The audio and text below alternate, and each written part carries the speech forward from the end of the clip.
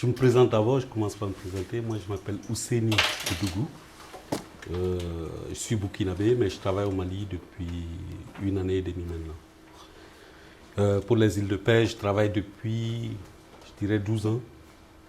Et voilà, grosso modo, pour ce qui est de moi. Maintenant, j'aurais bien aimé échanger avec vous sur une problématique particulière qui est justement la question de la production. Et là, je voulais parler de On a un programme, il y a beaucoup de programmes que nous développons sur le terrain, mais il y a un programme particulier que je voulais développer avec vous, c'est celui de la production du riz. Pourquoi le riz? Parce qu'on est parti, il y a toute une série de difficultés qui sont rencontrées. Et entre autres difficultés qui sont rencontrées, il y a la production est insuffisante. Eric l'a bien présenté tout à l'heure, disant, et vous aussi vous avez participé en disant, s'il ne pleut pas assez, il n'y a pas beaucoup de nourriture, la production peut être insuffisante. Donc il y avait d'une certaine façon une nécessité pour nous qui sommes aux côtés de ces populations-là, de les accompagner pour que de façon durable, de façon pérenne, en tout cas de façon plus prolongée, qu'ils puissent avoir régulièrement de la nourriture et surtout qu'eux-mêmes puissent disposer, produire cette nourriture et en disposer à souhait, comme on aime le dire. On a aussi constaté toute une série de choses, c'est qu'il y a beaucoup de terres qui ne sont pas cultivées, qui ne sont pas exploitées. C'est pas parce qu'il ne pleut pas assez, il y a de ça, mais aussi il y a du potentiel qui est là, qui n'est pas exploité, qui pourrait être mis en valeur.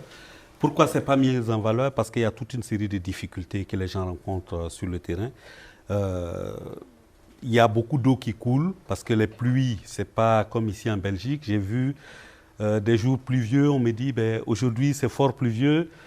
Chez nous, c'est vraiment voilà, 40-50 mm qui tombent peut-être en 30 minutes. Du coup, et là, c'est vraiment une grosse pluie. C'est des flots. Et il y a beaucoup d'eau qui coule en ce moment. Et il y a des passages où on peut retenir une certaine quantité d'eau pour pouvoir, par exemple, y développer des cultures qui sont adaptées. Et nous, justement, entre autres solutions qu'on a voulu leur proposer, c'est de dire, voilà, allons-y, on va essayer de réfléchir. Nous, on va vous proposer des solutions et parmi les solutions, vous allez choisir. Et entre autres solutions qui a été retenue ou acceptée, en tout cas par ces populations avec lesquelles nous travaillons, c'était de faire de la riziculture dans des zones de dépression, dans des zones où il y a beaucoup d'écoulement d'eau. Et la stratégie, c'est une activité, on s'est bien entendu au départ avec ces gens-là, pour leur dire, voilà, ça va demander beaucoup, ça va nécessiter beaucoup de travail en ce sens qu'il faudrait qu'il y ait des gens qui vont accepter réaliser tout le travail de construction des diguettes. Les diguettes, c'est des petits bourrelets de terre qui sont protégés par des cailloux et qui permettent de retenir une certaine lame d'eau. Et le reste qui n'est pas utilisé s'en va. Et le riz, pour ceux qui connaissent, je crois que c'est une culture hydrophile. Hydrophile, l'opposé de hydrophobe, qui n'aime pas l'eau. Le riz aime beaucoup l'eau et ne meurt pas parce qu'il y a beaucoup d'eau. Donc on essaye de construire justement ces diguettes avec eux. Et ça nécessite beaucoup de travail. Il faudrait aller ramasser des cailloux. Pour commencer, c'est vraiment le tout début du projet, c'est aller ramasser des cailloux, charger dans des camions et les transférer sur les sites sur lesquels les aménagements doivent être faits. Vous verrez plus tard pourquoi on ramasse les cailloux et il faut comme ça 10 hectares et 10 camions de cailloux pour pouvoir aménager 1 hectare. 1 hectare, c'est pas beaucoup, c'est 1000 mètres carrés. 10 000 ou 1000 10 000 mètres carrés. 10 000 mètres carrés.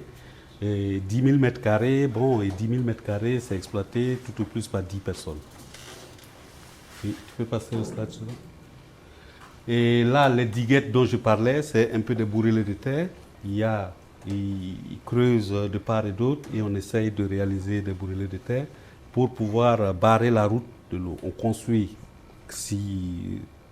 transversalement au passage de l'eau On construit une diguette et l'eau qui arrive, il y a une certaine quantité qui est stockée et le reste doit pouvoir passer au-dessus sans qu'il y ait de dégâts, non seulement sur les cultures, mais aussi sur la diguette. Et par rapport à cette diguette-là, il y a tout un travail de protection qui doit être fait. Et ce travail de protection, c'est un peu les protéger avec des cailloux. Tu peux passer au suivant, s'il te plaît. Voilà, c'est mettre un film imperméable sur la diguette et ensuite les cailloux que l'on a transportés au début doivent servir à protéger. On les dépose là-dessus pour que toute l'eau qui arrive passe là-dessus et il conserve juste une certaine lame d'eau, une petite lame d'eau qui peut aider et qui restera et surtout qui va s'infiltrer pour permettre l'humidité du sol et prolonger le temps d'humidité dont les plants ont besoin pour grandir. On peut passer au suivant. Voilà, là c'est un exemple. Après le passage de la pluie, vous voyez bien, il y a de l'eau qui est stockée de part et d'autre parce qu'il y a une autre diguette aussi en aval. Et là, c'est quelques jours après la pluie qu'on a fait la photo. Ça devait être 1 ou 2 journées après la pluie. Parce que ça va très vite aussi, on est dans des zones qui sont assez secs, où il pleut peut-être pendant la saison des pluies, les 3 ou 4 mois dont vous parlez, Eric, il pleut tout simplement, je dirais, tous les 2 jours, tous les 3 jours.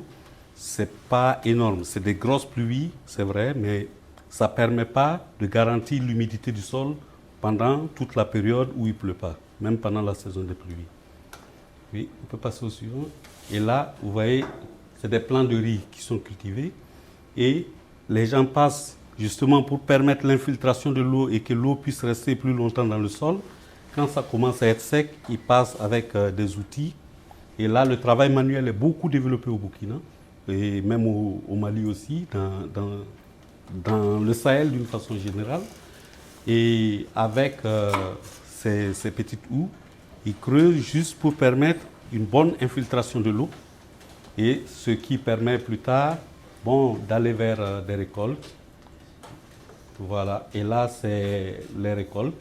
Et de ce côté, là, la photo à gauche, là ils sont en train de récolter, mais il faudrait aussi transférer les récoltes vers les familles. Et ils utilisent ce qu'on appelle des charrettes. Vous connaissez ce qu'on... Ici, c'est avec des ânes ou avec des chevaux que l'on transfère la récolte à la maison. Bon, en Belgique, ici, je crois que c'est au tracteur ou des gros camions. J'ai vu les récoltes de pommes de terre, la patate, vous appelez ici? C'est patate, vous appelez ici? Oui. Peut-être, je ne sais pas. On comprend pommes de terre aussi. Ben, ah d'accord. Non, vous connaissez mieux les frites. Et voilà. Et donc, ces récoltes sont transférées à la maison. Tu peux passer au suivant. Voilà, c'est transféré à la maison. Il y a tout le travail de battage qui se fait à droite. Et on dispose des grains de riz. Et ces grains de riz sont utilisés pour cuisiner. Là, on est vraiment pratiquement au dernier. Voilà. Et là, c'est le riz qui a été décortiqué. Précédemment, vous avez vu, il y avait du riz et ça a été décortiqué. Là, c'est passé au pilon. Bon, je vous ai passé toute la phase de traitement du riz pour obtenir ce riz blanc qui est vendu dans le commerce, mais qui est aussi consommé dans les ménages, surtout pendant les fêtes. Pourquoi on a développé ce programme avec ces gens, avec ces populations? Parce qu'on a constaté, en plus du fait que leurs productions traditionnelles sont insuffisantes, pendant les fêtes, ils sont obligés de puiser là pour aller le revendre et pouvoir s'acheter du riz qui est importé de Taïwan ou de Thaïlande, Cambodge, des pays asiatiques. Et on s'est dit, on pourrait les aider à ne plus se débarrasser ou en tout cas brader leur production traditionnelle, non seulement qui est insuffisante, mais aussi d'augmenter leur production. Et je vous disais, sur un hectare, il y a au minimum 10 personnes. Et ces 10 personnes peuvent espérer obtenir 200 kilos de riz qu'ils vont utiliser lors des fêtes, la Noël par exemple, comment on appelle, la Pâques, les fêtes de fin d'année, les fêtes traditionnelles ou coutumières. Toutes les fêtes, ils ont l'occasion de manger différemment que ce qu'ils ont l'habitude de manger. Et bon, là, c'est une photo qui a été faite, qui a été réalisée au cours, justement, pendant les préparatifs d'une fête. Et voilà. Autre sujet qu'on pourrait bien développer, c'est le maraîchage, ce que vous appelez ici horticulture. C'est pas non, le, la culture de potager, l'horticulture. le potager. Et c'est aussi une activité de production. Essayer d'aider les gens non seulement à mobiliser de l'eau, parce que pendant la saison sèche, c'est une activité qui est menée pendant la saison sèche, et il faut essayer de les aider avec tout un dispositif qui leur permette non seulement d'accéder à l'eau, et aussi de puiser et de pouvoir distribuer cette eau-là au niveau de la parcelle. Et là, vous voyez, c'est un forage qui a été réalisé. Et de ce forage, il y a une pompe, les deux bras qui sont en train d'être actionnés. C'est une pompe et ça permet de puiser l'eau. C'est un système de piston, tout simplement, qui aspire, système d'aspiration et de refoulement de l'eau, et pour leur permettre de sortir l'eau et de pouvoir irriguer pendant la saison sèche. Et la saison sèche, c'est comme je vous l'ai dit, il ne pleut pas. On a 9 mois pratiquement sans pluie, donc tout est sec pendant 9 mois. Pas une goutte d'eau qui tombe du ciel. Si tu veux de l'eau, il faut aller le chercher très profondément, à 10 mètres au minimum. Et pour pouvoir le sortir, il faut aussi des pompes ou des équipements spécifiques pour pouvoir sortir l'eau. Et là, les femmes, elles utilisent pour faire un potager qui leur permettent de produire des légumes qu'elles peuvent vendre, mais des légumes qu'elles peuvent aussi autoconsommer dans les ménages pendant la saison sèche. Okay.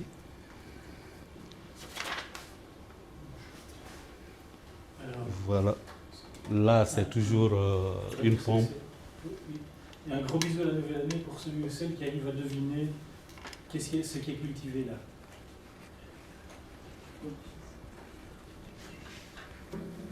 Non, pas d'idée.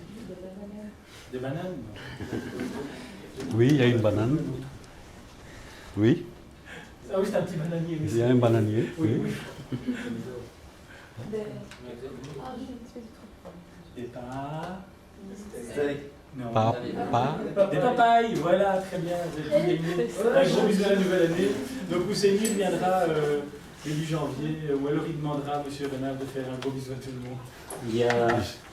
En fait, hier, pour vous dire, je leur ai montré, pour les mettre en appétit, une vidéo que j'avais tournée en 2005 avec toi. Tu nous montrais le potager de Yamba.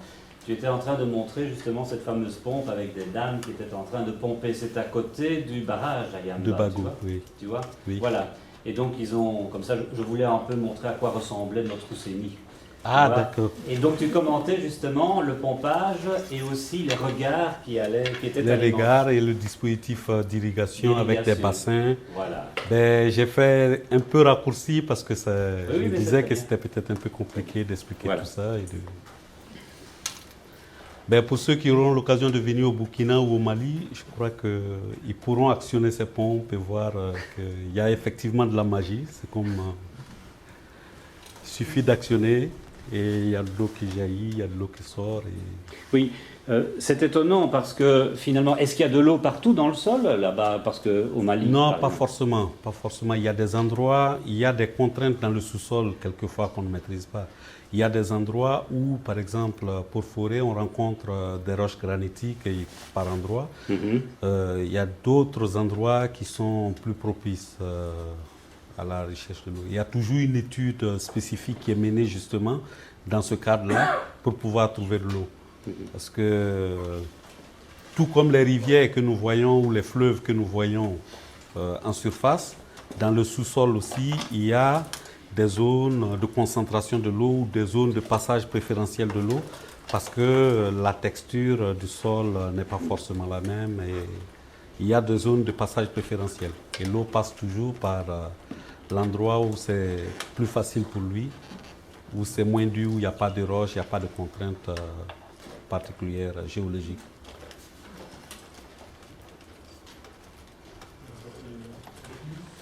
Le dernier, ben, vous savez ce que c'est? Deuxième gros bisou de CI. Pour des bovins, oui. Et quoi pour des bovins? Pour les rassembler, c'est sûr. Ah, pour regarder? Ah, les garder? En fait, c'est ce qu'on appelle un parc à vaccination. Oui, pour les bêtes. Parce que chez nous, il n'y a pas... Comment vous appelez ça ici? Il n'y a pas de... Je vois qu'en Belgique, ici, il y a toujours... Les bêtes sont dans un cadre, dans des prairies, dans un cadre bien précis. Le soir, ils ont là où aller se reposer. Chez nous, c'est un peu dans la nature. Et pour vacciner les bêtes, il faut aménager justement des infrastructures pour conduire les animaux dans ces infrastructures-là. Et le couloir que vous voyez, c'est en fait le couloir de vaccination. Le vétérinaire, il est quelque part là. Et les bêtes qui passent, il donne à chacun sa dose pour... c'est un peu pour les préserver de toutes les épizooties, parce qu'à la sortie de la saison sèche et de l'hivernage, il y a beaucoup de maladies. Il y a l'harmattan, il y a des vents qui soufflent, il y a le changement brusque de température qui entraîne des maladies et qui fait que bon, il y a beaucoup de bêtes qui meurent. En début d'hivernage aussi, il y a beaucoup de maladies, la trypanosomiase, je ne sais pas si vous en avez entendu parler. C'est une sorte de fièvre bovine. Et là, il faut les vacciner parce que pour les prévenir de ces maladies-là. Moi, je trouve que ça ressemble très fort à ce que j'ai vécu quand j'ai fait mon service militaire. On vaccinait les soldats aussi. Hein, et on les amenait aussi en ligue, en procession. Un peu comme ça, hein, comme tu as décrit. Oui. À la queue au pistolet. Au pistolet, et c'est exactement ça. Là, derrière, bon, la photo n'est pas très complète. Derrière, c'est vraiment un espace assez vaste. Et il y a le couloir de contentionnement où il n'y a qu'une bête qui peut passer à la fois. Et vous devez sortir de ce côté. On referme. On ferme là, la grille. Et ça permet de garder un certain nombre d'animaux. Et une fois que tu es vacciné, on ouvre, tu sors et l'autre, il est arrêté, il prend sa dose aussi. Et ils ont des gros troupeaux par là? Ça dépend fort. Mais il y a des gros propriétaires qui peuvent se retrouver avec 200, 300 bêtes. Il y a des petits propriétaires qui ont peut-être 5, une dizaine. Il y en a aussi qui n'ont rien du tout. Qui n'ont rien. Et ceux qui ont des troupeaux, on va dire grosso modo, c'est à peu près 20 à 30% de la population. On prend 100 ménages. Dans 100 ménages, il y a peut-être 30 personnes tout au plus qui disposent de bêtes qui peuvent venir les faire vacciner là. Et c'est important d'avoir des animaux là-bas? Certainement. Certainement. Très important d'avoir des animaux parce que nous n'avons pas de banque. Ici, tu as un peu d'argent, tu peux aller le déposer en banque et le jour où tu en as besoin, tu peux aller chercher. Et là, les gens, leur épargne, c'est dans le cheptel justement qu'ils le mettent. Les vaches sont remplies d'argent, c'est ça? Ben, c'est pas que les vaches sont remplies d'argent. On achète une vache et on peut la revendre, on peut reconvertir la vache en argent et vice-versa. Et donc, si je dispose d'argent, bon, pour ne pas gaspiller mon argent qui ne se perd pas, j'achète une bête. Et j'ai la bête, non seulement elle peut produire, c'est comme la bourse aussi. Hein. Quand tu vas en bourse, tu déposes, tu prends des actions, ça peut gonfler, comme ça tu peux tout perdre. Et là aussi, c'est un peu notre bourse au niveau local. Les gens investissent dans des bêtes. S'il y a beaucoup d'épidémies, ils peuvent perdre toutes ces bêtes-là, donc leur épargne, et donc ils tombent dans la précarité. S'il n'y a pas d'épizootie, si les bêtes sont bien nourries, elles peuvent produire. C'est exactement le même principe de la bourse qui est reproduit en quelque sorte. Mais tu dis qu'elles produisent, mais elles produisent quoi? Des veaux, par exemple. Oui, d'accord. Donc il n'y a pas... Le lait, ça, on n'utilise pas là-bas. Le lait... Je n'en parle pas parce que ce n'est pas vraiment suffisant. Une vache produit en moyenne 5 litres de lait par jour. Et c'est juste suffisant pour nourrir le veau et pas suffisant pour la production industrielle. À titre indicatif, une bonne laitière chez nous fait entre 25 et 30 litres par jour. Donc ça vous donne un ordre de grandeur. Mais au bout du compte, la vache, elle sert à quoi? Parce que bon, on a des vaches, mais après, c'est pour la viande alors uniquement ou... Oui, pour la viande. Pour le propriétaire, ben, c'est son épargne, mais pour la population, c'est la viande. Et c'est pour tirer des charrettes, la main-d'œuvre aussi, parce que j'en parlais tout à l'heure, on utilise des ânes, on utilise des chevaux, mais on utilise aussi des bœufs pour labourer. Il y a des charrues bovines, c'est-à-dire qui sont tractés par des animaux, des bœufs, pour le labour par exemple. Et voilà, il y a aussi la peau. Si vous êtes au Burkina, je suis très sûr que vous passerez par un endroit qu'on appelle le centre d'artisanat. Et au niveau du centre d'artisanat, il y a toujours un travail de cuir et peau. On fabrique des sacs, des ceintures, des chaussures. Il y a un peu du tout, des poufs. Comment vous appelez ça ici? Des poufs. Et voilà, il y a toute une série de choses qui sont faites aussi à base de peau d'animaux, notamment de bovins, de chèvres, de moutons. Aussi une autre fonction des vaches, enfin du bétail en général, c'est de servir de tirelire finalement, de caisse de réserve. C'est-à-dire que les vaches, elles passeront sans encombre la saison sèche, en principe, hein, si elles sont correctement nourries, si elles doivent s'abreuver aussi un petit peu. Et donc ça veut dire que si jamais les familles arrivent au bout de leurs réserves avant les récoltes suivantes, ils devront acheter de la nourriture. Et donc c'est là que les vaches vont servir à ce moment-là de réserve d'argent. Donc on vend une vache et on peut acheter de la nourriture pour terminer, enfin une ou plusieurs vaches, et on peut acheter de la nourriture pour terminer la saison sèche. Ce qui n'est pas forcément un bon plan, parce que les vaches, elles seront forcément plus maigres en fin de saison sèche que pendant la saison des pluies, donc elles vaudront moins cher. En plus, les gens ne seront probablement pas les seuls à avoir besoin d'argent pour s'acheter de la nourriture, donc il y aura beaucoup de vaches sur le marché, mais malheureusement, malgré tout, c'est souvent la seule richesse dont les gens disposent encore à ce moment-là, quand ils ont déjà gratté leurs économies, il ne reste plus d'argent liquide au fond des tiroirs, et donc à ce moment-là, ils vendent les vaches. D'où l'importance qu'elles soient en bonne santé. Merci Eric. Très bon compliment. Je ne sais pas si vous avez des questions par rapport à ça, ou au reste. Tout le reste, on a parlé de 3 sujets. Oui. Vous avez parlé du ménage, mais est-ce qu'il y a la polygamie au Mali? Oui, il y a la polygamie en Afrique. Dans toute l'Afrique, il y a de la polygamie. Un ménage, c'est environ une dizaine de personnes, je dirais. Ça dépend des pays. Et c'est de plus en plus, ça diminue, on va dire, la polygamie. Parce que, quoi qu'on dise, il y a les médias aujourd'hui, il y a la télé qui est beaucoup vulgarisée. On arrive à capter, pas la RTBF, mais TV5 par exemple, qui relaie le journal de la RTBF. Donc il y a une sorte d'interpénétration culturelle qui fait que, bon, de plus en plus, les gens se posent de plus en plus de questions. Est-ce qu'il faut entretenir la polygamie?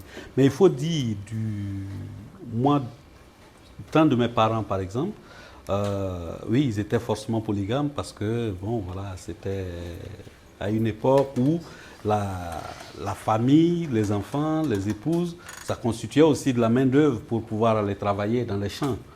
Puisqu'il faut avoir une famille nombreuse pour que, voilà, et c'était aussi une forme de prestige à l'époque. Aujourd'hui, bon, il y a beaucoup de difficultés. À l'époque, on ne payait pas. Par exemple, moi, on n'a jamais payé de scolarité pour que j'aille à l'école. L'État prenait tout en charge, c'était l'État-providence, on va dire. Mais aujourd'hui, moi je paye par exemple la scolarité de mes enfants, donc les choses ont changé. Et plus tu en as, plus tu vas devoir payer au moins à la rentrée. Et ce n'est pas toujours évident de pouvoir supporter toutes ces charges-là. C'est ça le principe, petit complément de nouveau à tout ce que Céline expliquait. L'origine de la polygamie, bon, il y a des questions religieuses aussi, mais il y a souvent, pour comprendre les choses et ne pas les juger, enfin, pour ne pas juger les choses, il faut essayer de les comprendre. Et donc, il faut savoir qu'on est dans une société qui est agricole. Et donc, qui dit agricole dit qu'on doit produire de la nourriture, on doit produire sa propre nourriture. C'est une des cultures vivrières. Il n'y a rien d'autre. Il y a des, je veux dire, le Mali est un pays enclavé qui est au bord du désert, donc il dépend de sa propre production. On ne peut pas dire, si on n'a plus de riz, on n'a plus de sorgho ou plus de mil, on va chercher chez les voisins. Si, on peut aller chercher chez les voisins en les attaquant et en pillant leurs réserves.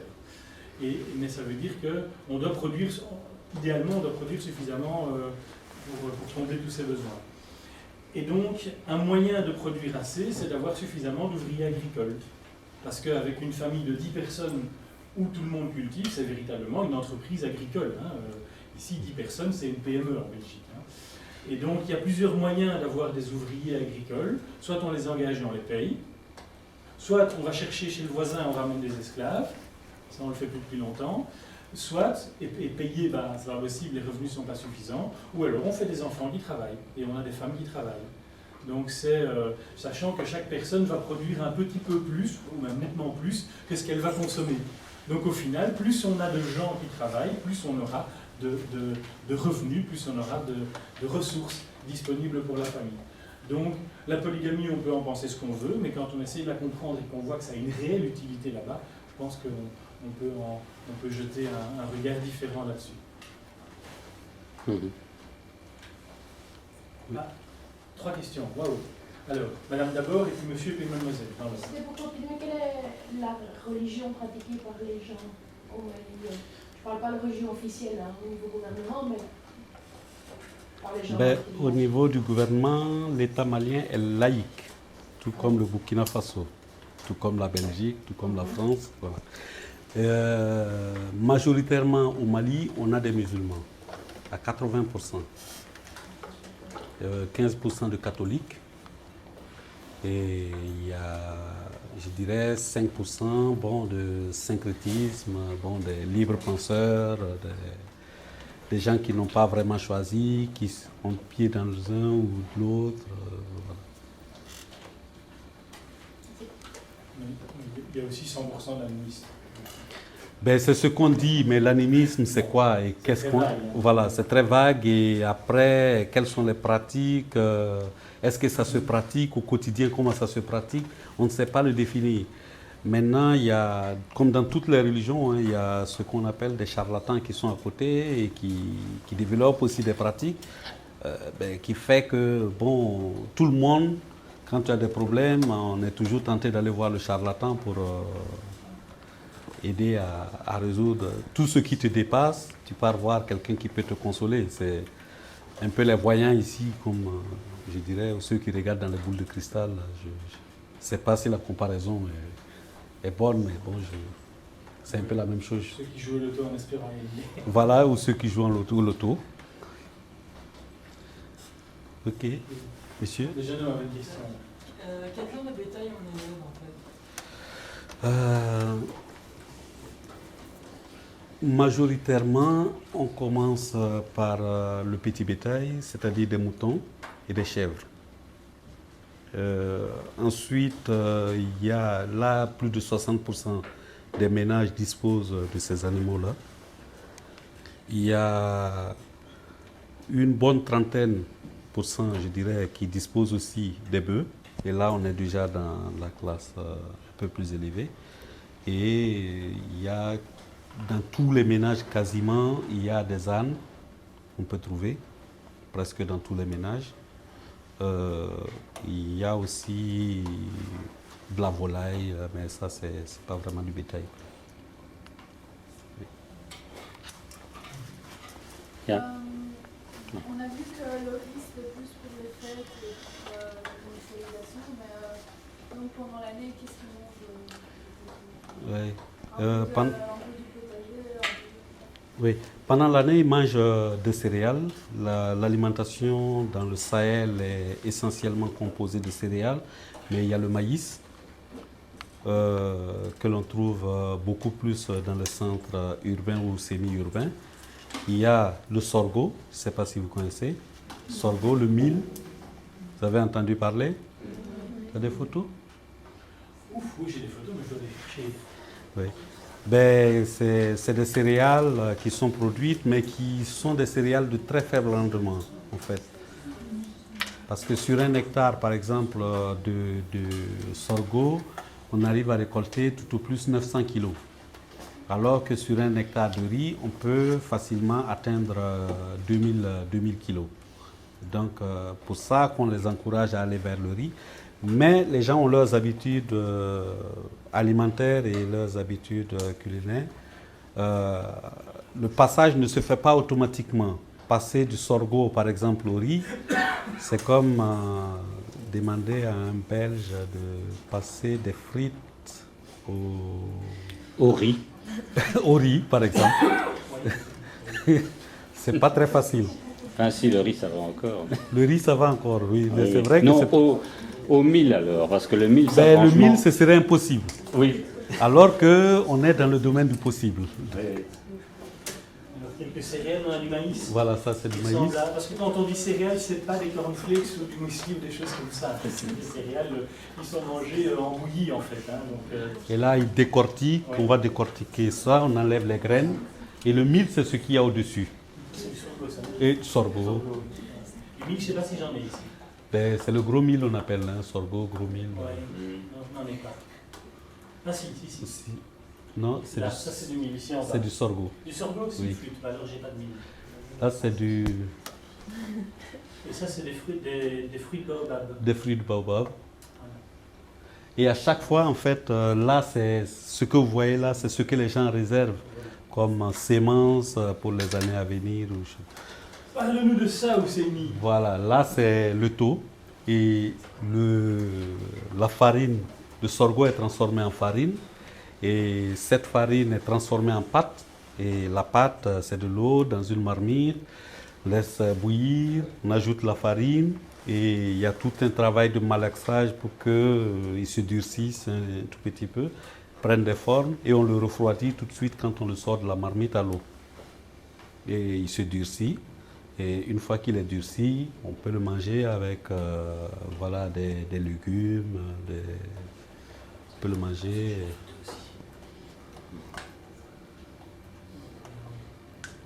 C'est mangé avec des... Ici, bon, ça c'est assaisonné avec des épices, des condiments, avec des feuilles de... Comment on appelle cette feuille-là? Mais non, les feuilles là, c'est... Oui, c'est pour les contenir. Hein. Les feuilles, c'était pour les contenir plutôt. Hein. Quelquefois, il y a des beignets que l'on prépare à la vapeur, par exemple, pour que ça puisse tenir, pour que la pâte puisse tenir. On les enrobe dans des feuilles assez larges et on les fait passer à la vapeur, tout simplement. Voilà, là par exemple, c'est une sauce. Vous voyez, c'est des feuilles, soit des arbres sauvages, qui sont cueillis, qui sont bouillis, et vous avez du sel, des épices, et on peut les mélanger. Et ce qui est tout blanc là-dessus, si je ne me trompe, ça doit être du haricot ou du niré. Voilà. Pour la petite histoire, il me semble que les photos ont été prises en avant-première du FESDIG. Vous connaissez tous le FESDIG, on vous a suffisamment parlé donc, de ce fameux festival auquel nous participerons peut-être. Et dans le festival en question, il y a aussi des concours de gastronomie qui se passent dans les petits villages avant le FESDIG. Et nous avons été visiter donc un de ces petits villages autour de Tiantiaka, là où nous avons notre moteur maintenant qui tourne. Et les femmes avaient préparé donc des plats, c'est un concours, c'est bien ça, hein? Oui. C'est concours d'art culinaire. D'art culinaire, voilà, c'est le mot d'art culinaire, c'est mieux dit, Oui, hein. c'est plus chic. Ils ont chic. Voilà. Dis Ousseini, si tu nous parlais de ton boulot à toi là-bas au Mali, que fais-tu exactement? Oui, mon boulot, c'est un peu coordonner, un peu mettre en musique tout le travail de fond qui est fait ici. Oui. Parce qu'il y a toute une chaîne de solidarité qui est développée en Belgique.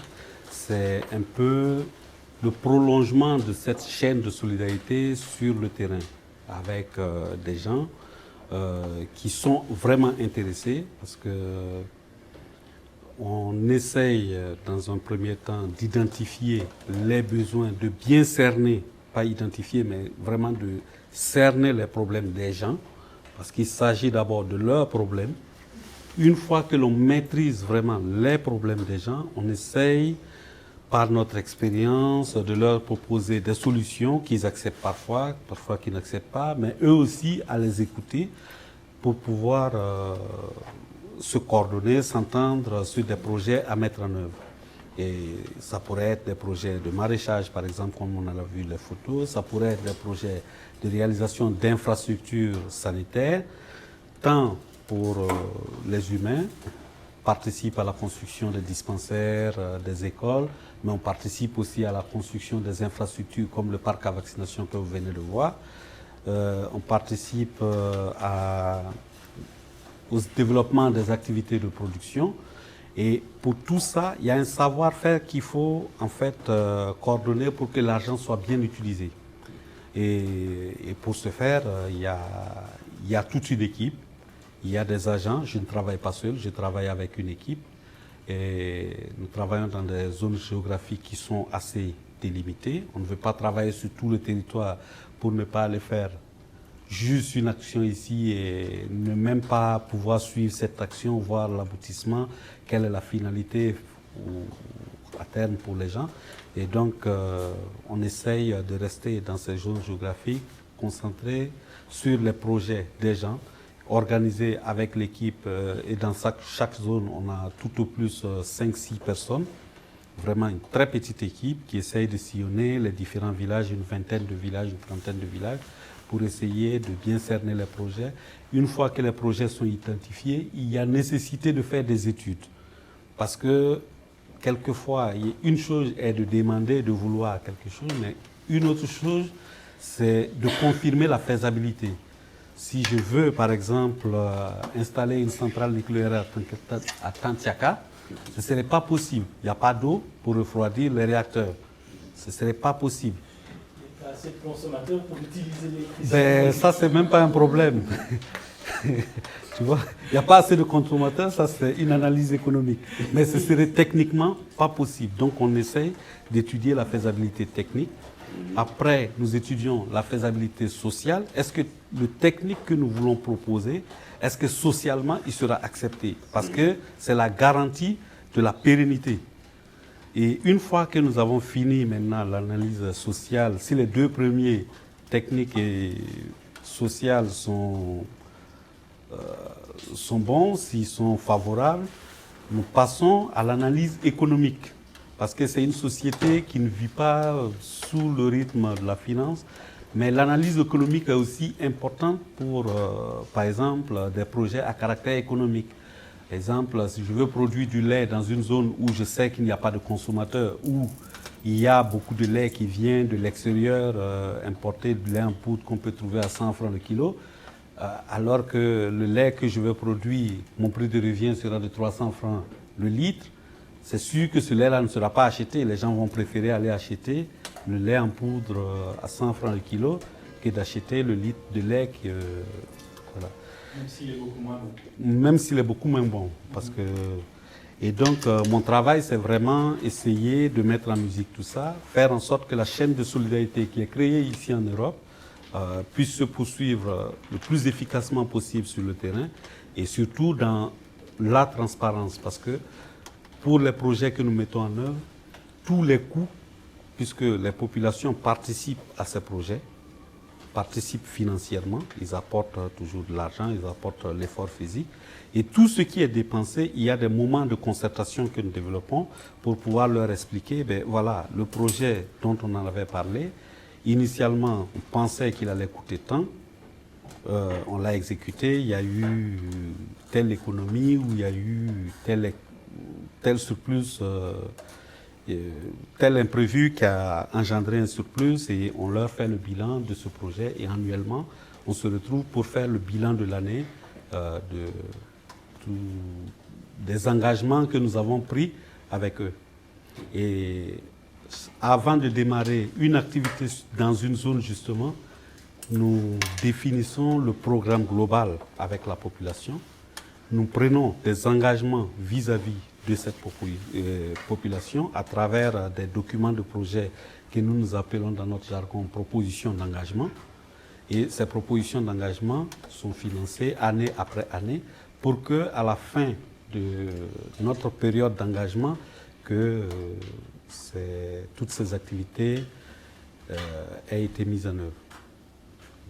Donc, en gros, c'est un travail de rencontre avec les populations, Tout de à fait. définition de projets avec eux, Tout à fait. de cadrage des projets pour s'assurer qu'ils soient bien viables, qu'ils soient rentables et tout ça. Tout à et puis fait. un travail d'évaluation, un travail de soutien.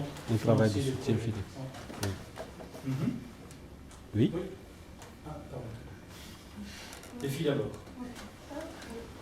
Je me demandais, est-ce que après avoir fait un projet quelques années après, vous revenez voir si ça continue à marcher ou si, une fois que c'est fini, vous passez... Oui. En fait, pour chacun des projets, le premier projet dont je vous ai parlé, les aménagements de bas-fonds par exemple, on les accompagne pendant 2 ans. La première année, c'est vraiment pour installer le projet.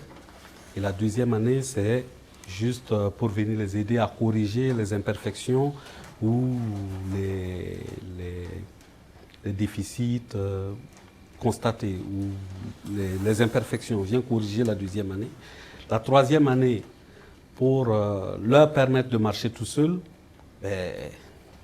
voilà, on leur laisse le projet, mais on est toujours dans la zone pour, d'une certaine façon, leur apporter des conseils et on passe régulièrement. Au bout de la 4e année, on revient faire des mesures de rendement pour voir est-ce que ça tient toujours ou pas, et ainsi de suite. Il y a des projets pour lesquels il n'y a pas de... On ne peut pas revenir tous les ans pour voir ce qui s'y passe. Par exemple, tu aides une communauté à disposer d'une salle de classe. Qu'est-ce que la communauté cherchait? C'était une salle de classe, c'est 4 murs, tu construis. Après, c'est difficile de revenir chaque année pour voir si les 4 murs sont toujours là. On s'assure techniquement que ce qui a été mis en place est bon, solide. Et s'il n'y a pas d'intempéries, s'il n'y a pas de tsunami, comme on dit, en principe, il n'y a plus nécessité de revenir voir. Mais nous essayons quand même de rester en contact avec l'administration pour essayer de voir l'évolution. Parce que cette école, les 4 murs n'ont pas été construites parce qu'on voulait construire, on voulait faire du béton. On a construit ces 4 murs pour sécuriser, par exemple, l'environnement dans lequel les enfants travaillent, pour voir le taux de scolarité augmenter, que la fréquentation scolaire soit améliorée, parce qu'il y a certains qui refusent que les enfants partent dans des salles de classe parce que voilà, c'est pas sécurisé, parce qu'ils n'ont même pas la perception qu'est-ce que ça peut leur apporter plus tard. Et voilà. Et donc on essaye d'aider à suivre justement ces indicateurs qui sont le taux de scolarisation, le taux de fréquentation et quelquefois le taux de succès. Mais là, ça dépend vraiment de l'administration et de la disponibilité de l'administration. Et là, on n'a pas beaucoup d'emprise sur cette administration-là, puisque c'est des agents de l'État qui viennent et qui peuvent changer d'une année à l'autre. Il y a tel professeur qui est favorable cette année. Voilà, on peut travailler avec lui, on peut avoir pas mal d'informations, mais il y a un autre qui peut venir, qui ne s'intéresse pas à ça. Lui, il a son lieu de travail, il n'a pas le devoir de te rendre compte. Tu peux arriver, il te dit, je n'ai rien à te dire. Bon, et on essaye de faire avec, mais pour nous, la finalité, le plus important, c'est d'accompagner ces populations-là à améliorer leur cadre de vie, à améliorer leur sécurité alimentaire. Oui. Oui. Est-ce que ça arrive que certains projets ne se réalisent pas ou qu'ils soient arrêtés en cours de route ou définitivement? Tu réponds, je t'avais dit.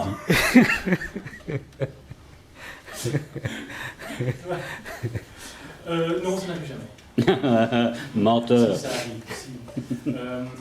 Il y a un projet, donc on a eu un gigantesque foirage, quelque chose qui n'a pas marché du tout. C'était un barrage à 500 000 € qui s'est effondré. purement et simplement parce qu'il y a eu une crue qui était beaucoup plus importante que tout ce qu'on avait mesuré dans le dernier siècle. Et donc on avait mal calibré le barrage. Hein. Nous on s'était dit, ok, on va calculer un barrage qui peut résister à une crue comme on en voit une fois tous les 20 ans, ou tous les 50 ans je pense, 20 ans. et tous les 20 ans. Et donc la crue a été beaucoup plus importante, donc il est tombé, que je ne dise pas de bêtises, c'est 130 mm d'eau en une nuit. Donc ce qui tombe normalement, il en tombe 800 par an, donc 130 en une nuit, ça vous donne une idée de l'intensité de l'orage. Et voilà, et donc il y a eu un problème technique, et les pierres ont été emportées par la pluie, et puis tout le barrage a été emporté, en 20 minutes c'était terminé.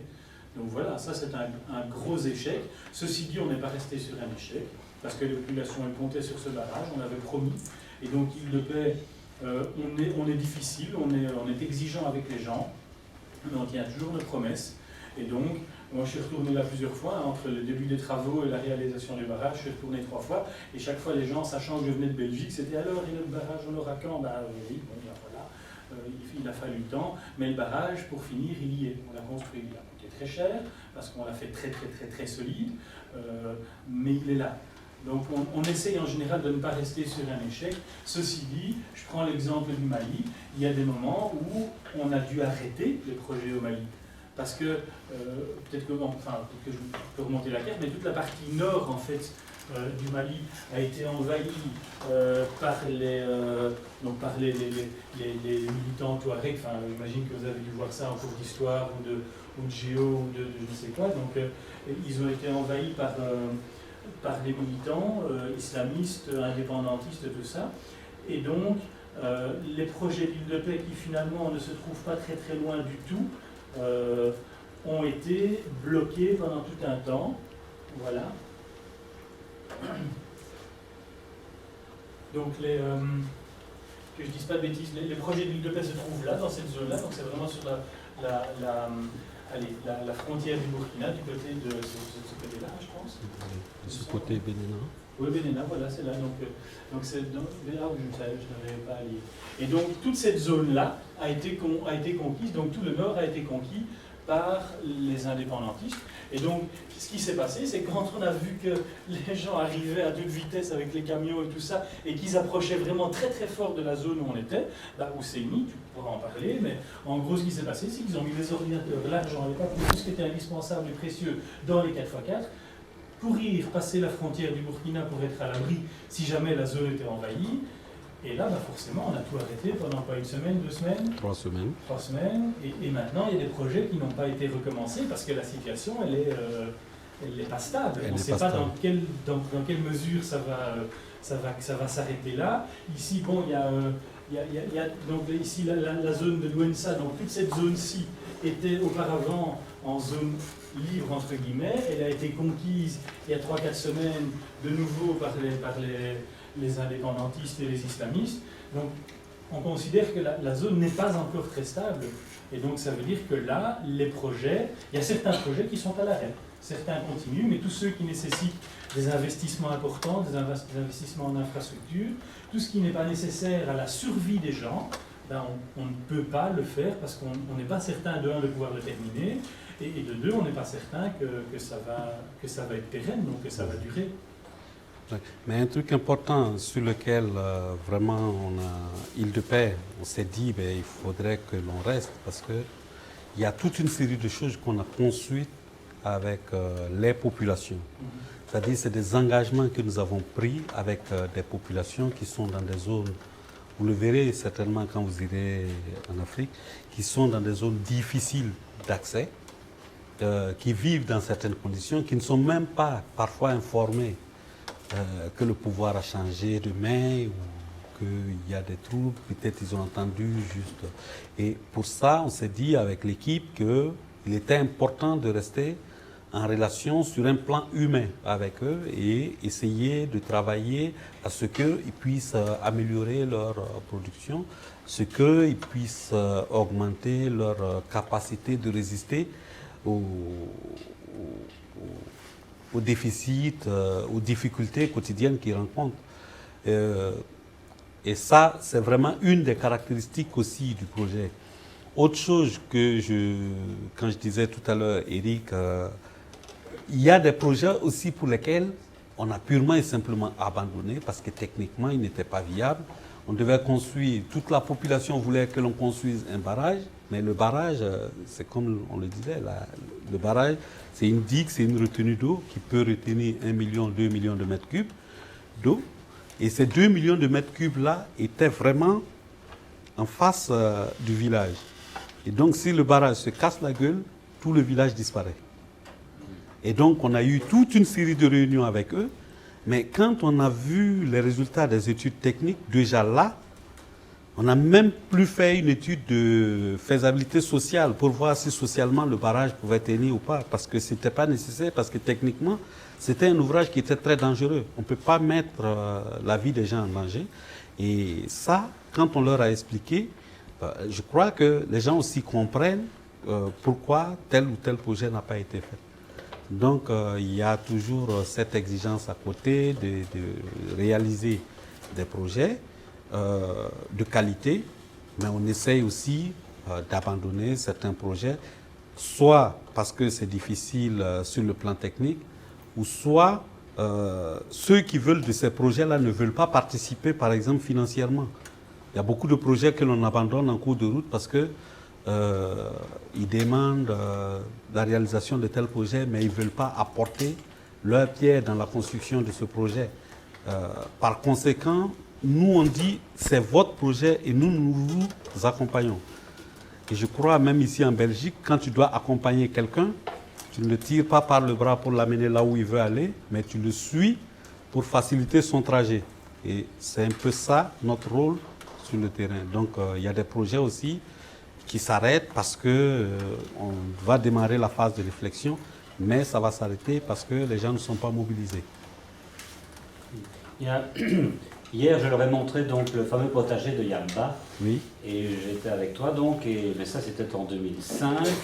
Et je suis retourné donc voir le potager qui vivote. Alors pourquoi maintenant ce potager vivote et n'est plus exploité comme vous l'auriez espéré? Qu'est-ce qui s'est passé? Il y a plusieurs versions. Moi j'ai quitté Yamba depuis 2008. Mais déjà en 2008, il y avait les prémices de cet abandon-là qui se dessinait. Je crois qu'il y a eu cet abandon tout simplement parce qu'il y a eu plusieurs échecs techniques. Parce que dans un premier temps, quand on a installé le périmètre, justement par rapport à l'eau, nous on était parti de l'hypothèse avec un barrage en amont, assez facilement en aval, il y a une remontée de la nappe phréatique. Mais la remontée ne s'est pas faite automatiquement. La remontée s'est faite au bout de 2 ans, 3 ans. Et donc, les toutes premières années, on a dû creuser des puits de 12 à 15 mètres de profondeur. Et l'eau, elle était suffisante pour démarrer la production, mais elle ne suffisait pas toujours pour achever la campagne. Et les producteurs ou les paysans, c'est des gens qui sont généralement assez pragmatiques, que ce soit ici en Europe ou aux États-Unis ou en Afrique. Un paysan, il a une chose dans la tête, il est très pragmatique. J'ai essayé ça 1 fois, 2 fois, il n'essaye pas une 3e fois, il va ailleurs. Ça, c'est vraiment des trucs pragmatiques qu'on a constatés chez tous les paysans. Et je crois que pendant 2 ans de suite, ils ont perdu leur récolte au moment de... Et donc, quand on leur a dit, après, non, c'est bon, on vous donne toutes les garanties, la plupart de ceux qui étaient engagés ne sont pas revenus et ils ont préféré abandonner le site. C'est une des explications que moi je pourrais donner. Il y a aussi probablement un problème foncier qui s'était posé entre le chef de village et une autre famille. Le chef de village dit ben, ce sont mes terres. Et l'autre famille qui dit bon, donc il y avait ce conflit-là qui est venu d'une certaine façon aggraver le phénomène. Et du coup, bon, on ne sait pas pourquoi exactement aujourd'hui ça a été abandonné, mais je vous explique les causes probables de l'abandon de ce site. C'est celui que j'ai dépassé en 2010, c'était des facteurs de plusieurs Oui. plusieurs... C'est vraiment une conjonction de plusieurs facteurs, quoi. Le pluie était tari, il y avait des conflits sur les trucs, il y avait aussi des conflits entre les femmes qui exploitaient le périmètre et leurs maris, qui voyaient leurs femmes devenir plus riches qu'eux, et des choses comme ça, donc qui essayaient de les empêcher, de les dissuader de continuer d'aller cultiver, qui allaient voler leurs économies, parce que c'est parfois assez féroce, hein, là-bas, les femmes ont des économies, elles gagnent de l'argent, donc elles n'ont pas le choix, elles doivent soit le garder sur elles, soit le confier à une autre femme, je veux dire, dont le mari est digne de confiance, soit aller le cacher dans un pot et l'enterrer quelque part en pleine brousse, en espérant que quelqu'un d'autre ne tombe pas dessus, parce que le mari, s'il trouve l'argent, il va le prendre. Donc voilà, c'est pas tout à fait une notion de la solidarité de la famille d'ici, mais ceci dit, le mari, bon, bah, il a aussi ses raisons. Hein, lui, il se dit, bah, si j'ai de l'argent, qu'est-ce que je vais faire? Je vais acheter du bétail parce que c'est une réserve finalement. Donc, il y a pas, personne n'a tort, personne n'a raison, mais en tout cas, le fait que le mari prenne l'argent, ça peut contrarier le projet qu'on a avec les femmes parfois. Oui, ça c'est sûr. Mais de toute façon, il faut toujours l'accord des maris pour pouvoir réaliser les projets avec les femmes. Si ça n'a pas l'accord, tu réalises le projet, c'est un coup d'épée dans l'eau. Voilà, vous voulez regarder un petit film? On a encore un tout petit moment, un petit morceau de film en tout cas, où on voit ça en images et tout ça. Ouais, ça va? Tu peux rallumer le projecteur, s'il te plaît?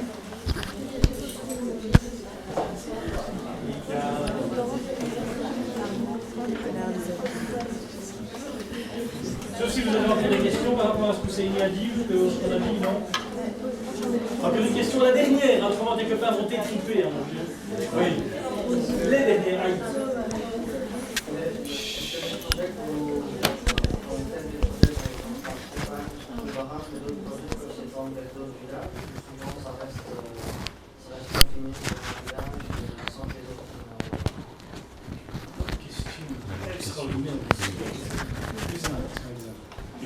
On peut avoir la deuxième question. Là, je réponds à toutes les deux en même temps. Moi, je voulais savoir, on a parlé des guerres justement qu'il y avait au Mali, etc. Comment est-ce que vous ressentez ça dans les villages, etc. Les guerres qui se passent pour l'instant. Ah, les guerres qui se passent. Si tu arrives à répondre aux deux questions en même temps, je te paye.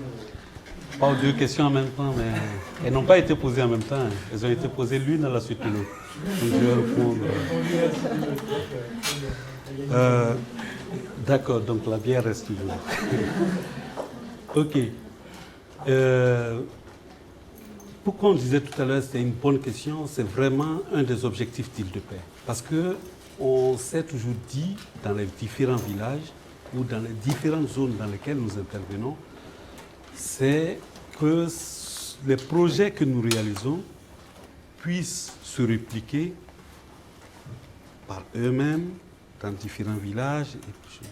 Et les aménagements dont je vous parlais tout à l'heure, le tout premier projet où vous voyez les gens ramasser des cailloux, construire des diguettes et ainsi de suite, je prends cet exemple-là dans le tout premier village où on a réalisé ce projet au Burkina, c'était à Moilo, un village qui s'appelle Moilo. Il y a un film là-dessus d'ailleurs.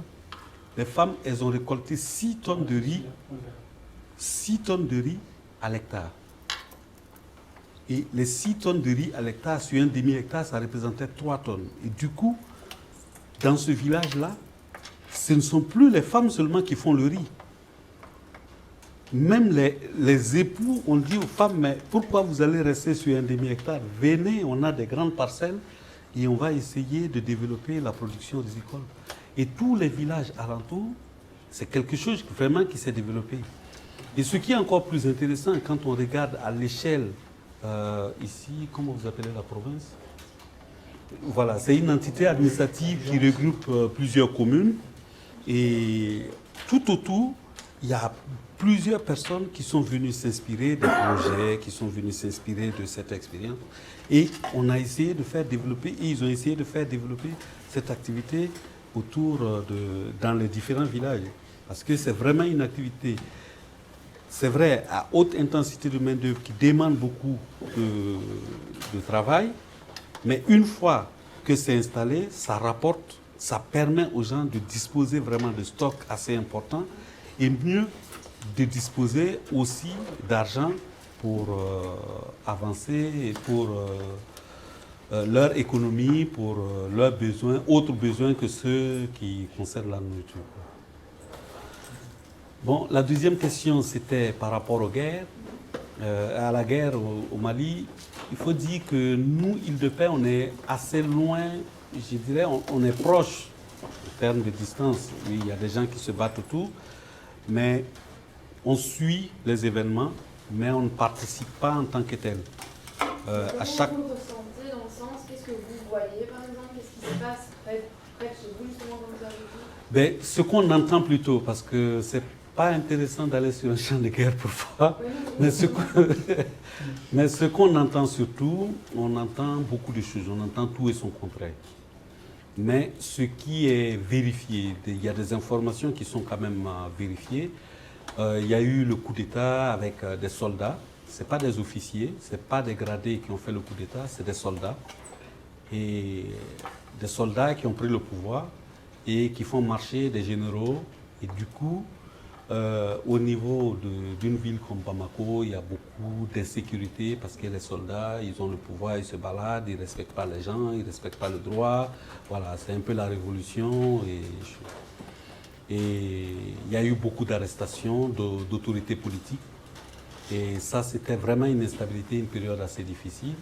Il y a la pression de la communauté internationale, des pays voisins, qui essayent, le Mali n'ayant pas, par exemple, accès à la mer, quand les soldats commencent à être trop méchants, on ferme les frontières. Ils savent bien que s'ils n'arrivent pas à approvisionner correctement le pays en carburant, en nourriture, ça va péter parce qu'il y aura des manifestations de rue et ça peut aller vers une révolte de ces populations. Et donc, il y a ce camp-là qui est sur Bamako et dans les villes du sud, comme Eric vous a montré. Et il y a au nord aussi un autre camp des islamistes qui ont chassé justement ces soldats de l'État qui étaient présents dans cette zone. Ils les ont chassés, ils sont venus avec des armes. C'est des armes qui sont venues de Libye. Si vous avez entendu parler du conflit libyen, on a Kadhafi, pour se sauver, il dit, ben voilà, je vais engager la guerre populaire. Et la guerre populaire, sa stratégie, c'est d'ouvrir les magasins d'armes. Et il y avait du tout, vraiment des armes sophistiquées à la petite baïonnette.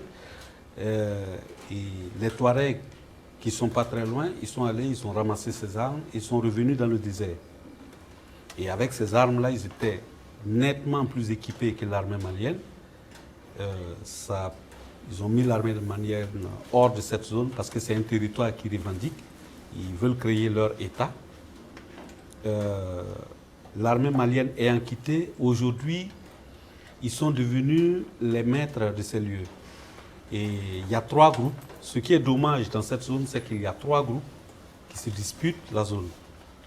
Et de ces 3 groupes, il y a des indépendantistes, il y a des islamistes modérés et il y a des trafiquants de drogue, des terroristes, qui sont spécialisés dans l'enlèvement d'occidentaux ou des intérêts occidentaux pour demander après des rançons. Je crois que vous avez... Je n'invente rien. Et les islamistes, justement, qui sont là, eux, ils ont des pratiques qui sont quand même assez difficiles pour les populations parce que tu voles un poulet, on t'amène sur la place publique, on peut te couper la main. On peut te couper la main ou te couper une jambe. Tu fumes des cigarettes, bon, on peut toujours te fouetter sur la place publique, on t'amène, quel que soit ton âge, on n'a pas le droit de fumer la cigarette. Et les islamistes, je n'ai rien contre les musulmans, hein. Moi-même je suis musulman, mais c'est des pratiques... et les femmes aussi. Hein. Les femmes doivent... bon, ça c'est connu ici aussi. On demande toujours, il y a une loi en Belgique qui interdit. J'ai vu des mouvements aussi qui disaient, ben non, il faut laisser, c'est la liberté. Mais voilà, là, il n'y a pas de liberté, tu n'as pas le choix, tu dois porter le voile, tu le portes et tu ne l'as pas porté, tu vas faire la prison. Ici, il fait 5 degrés, là-bas, il fait 50. Là-bas, il fait 50, mais le turban aussi, les hommes le portent alors qu'il fait 50. Donc voilà, c'est des situations comme ça, bon, dans notre environnement. Et nous, comment on essaye de se protéger de tout ça, c'est d'abord rester à l'écart, garder la plus grande neutralité. Parce que tu te prononces pour l'un ou l'autre camp, tout de suite tu es affiché, c'est de garder la neutralité, éviter de donner sa position pas, en tout cas, la position de l'institution reste neutre. Personnellement, bon, je représente l'institution, donc je ne me mêle pas de ces problèmes. Et quand je suis en Belgique ou que je suis au Burkina, je peux toujours en parler avec des amis autour. Voilà, je peux donner mon point de vue en ce moment. Mais mon point de vue, pour vous le dire sincèrement, bon, voilà, on est parti pour un problème qui peut durer pendant une année ou deux encore. C'est pas près de finir parce que les positions sont très éloignées et les forces en présence sont déséquilibrées. Déséquilibrées parce que même toute l'armée de l'Afrique occidentale réunie aura du mal sans l'appui, un appui en tout cas logistique et aérien en termes de renseignement des Occidentaux, des pays occidentaux, de l'OTAN par exemple, pour pouvoir dire, ben, voilà, le mouvement des troupes rebelles, c'est là et là, parce qu'aujourd'hui, c'est ça. Et les armes qu'ils ont en présence sur le terrain, que les terroristes ont, ou les islamistes ont sur le terrain, sont plus sophistiquées que les armes de toute l'Afrique de l'Ouest réunie. Et donc, ça constitue vraiment une vraie menace pour le Mali, mais aussi pour l'Afrique de l'Ouest. Là, c'est vraiment un point de vue personnel que je donne. Ça peut changer demain ou après-demain, mais bon. Oui. Quelle est la position de l'Union africaine? Soit ils sont aussi en Union qui pourrait réagir. L'Union africaine, c'est d'abord une union politique. Ce n'est pas l'Union européenne, c'est-à-dire les décisions de l'Union européenne, c'est d'abord une union politique. Et les chefs d'État qui se retrouvent une fois par an pour discuter des grands problèmes et ils prennent des décisions, et même pas des décisions, ils essayent de marquer leur volonté pour telle ou telle autre chose.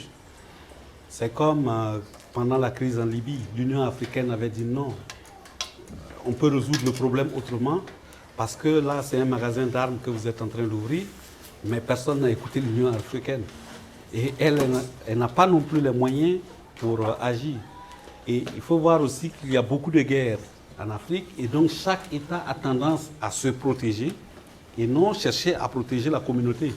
Ça, c'est aussi une réalité. Vous prenez l'Afrique occidentale, il y a eu le Libéria, il y a la Sierra Leone, il y a la Côte d'Ivoire, il y a le Mali qui vient de démarrer. Au Nigeria, il y a les islamistes aussi qui sont en train de se réveiller. Au Tchad, il y a la guerre depuis longtemps, et ainsi de suite. Mais je crois que tout ça, ça nous éloigne un peu de... Parce que ce n'est pas le truc dont j'aime vraiment parler, parce que ça aide à comprendre aussi. Oui, ça aide à comprendre, c'est vrai. Mais ce qui est important et ce qu'il faut retenir, en tout cas, c'est de se dire, oui, il y a ces gros problèmes, ces gros enjeux au niveau national qui constituent des risques ou qui sont des facteurs limitants, mais il y a aussi des populations qui sont vraiment à la base, qui sont démunies et qui sont exposées à tout. Parce que ces populations, si elles n'arrivent pas à récolter, par exemple, qu'est-ce qui va se passer?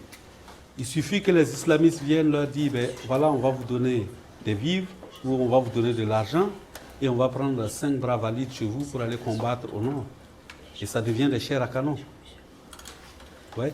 Donc, il y a tout un ensemble et donc il y a nécessité de travailler avec ces gens-là aussi pour qu'ils puissent se prendre en charge, qu'ils puissent s'affirmer, puis ils puissent parler en tenant compte de leurs propres convictions que de se laisser instrumentaliser.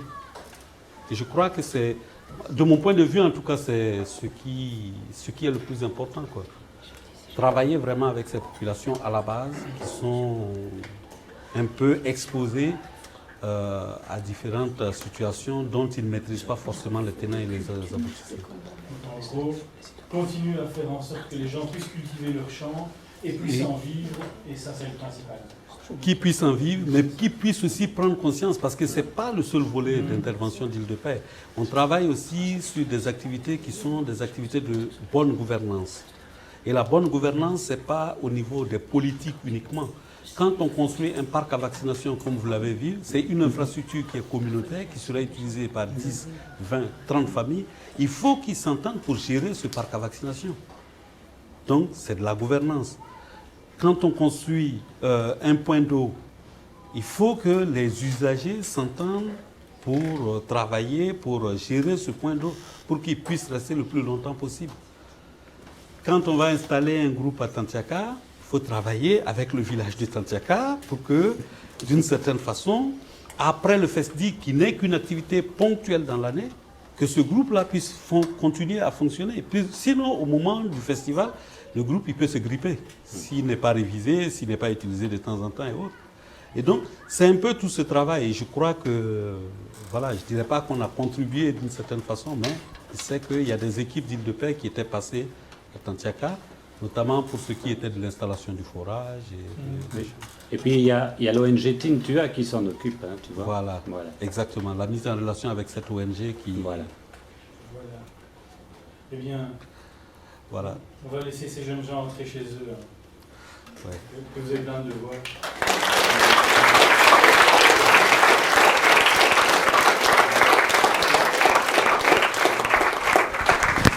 Ok, merci beaucoup.